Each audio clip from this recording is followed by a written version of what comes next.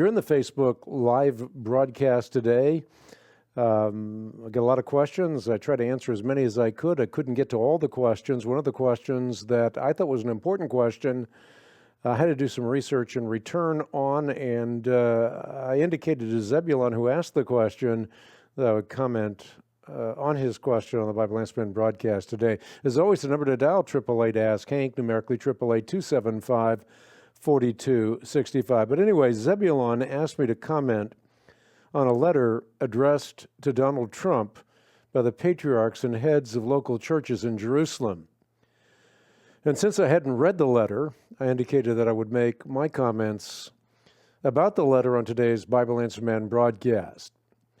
In short, the letter is a solemn plea for the U.S. to continue recognizing the present international status of Jerusalem. And in short, I agree with both the tone, which was very, very respectful, and the content of the letter. But here's why. As the letter indicates, there were very good socio-political reasons for maintaining the status quo with respect to Jerusalem.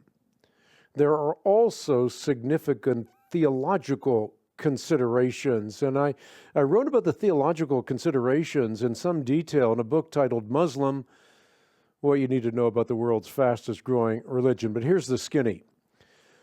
Think back to the time of Christ's post-resurrection appearances and recall that the disciples expected Jesus to establish Jerusalem as the capital of a sovereign Jewish empire. In fact, the notion was so ingrained in their psyches that even as Jesus was about to ascend into heaven, they asked, "Lord, are you at this time going to restore the kingdom to Israel?"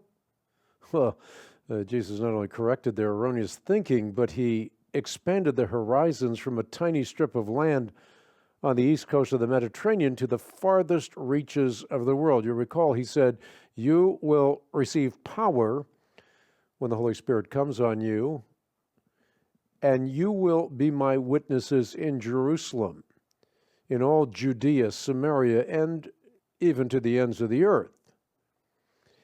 Well, just as God's promise to Abraham was fulfilled when the gospel went out from Jerusalem to all of the earth, so God's promise to David that one of his descendants would sit on the throne forever was fulfilled when Christ, the son of David, ascended to the throne of the heavenly Jerusalem and established his rule and reign over all the earth.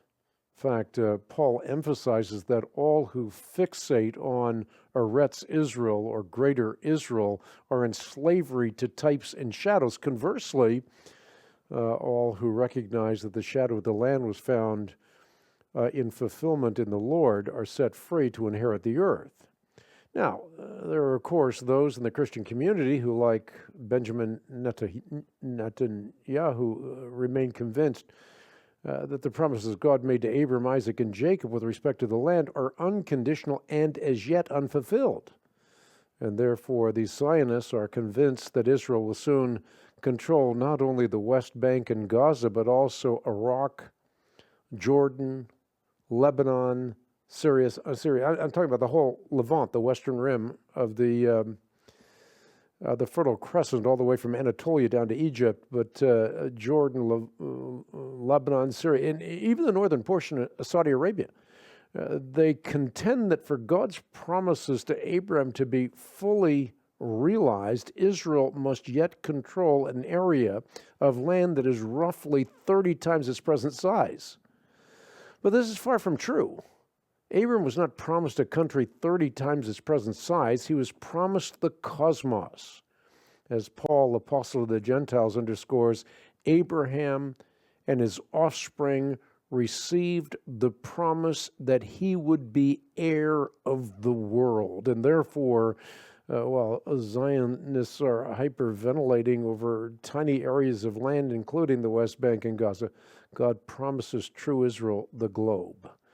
And what that means is that while Jerusalem continues to have archaeological, historical, of course, sentimental significance for Christians. It no longer drives the eschatological dreams of those faithful to the main and plain teachings of the historic Christian faith. So, Zebulon, good question. I love the letter to Donald Trump.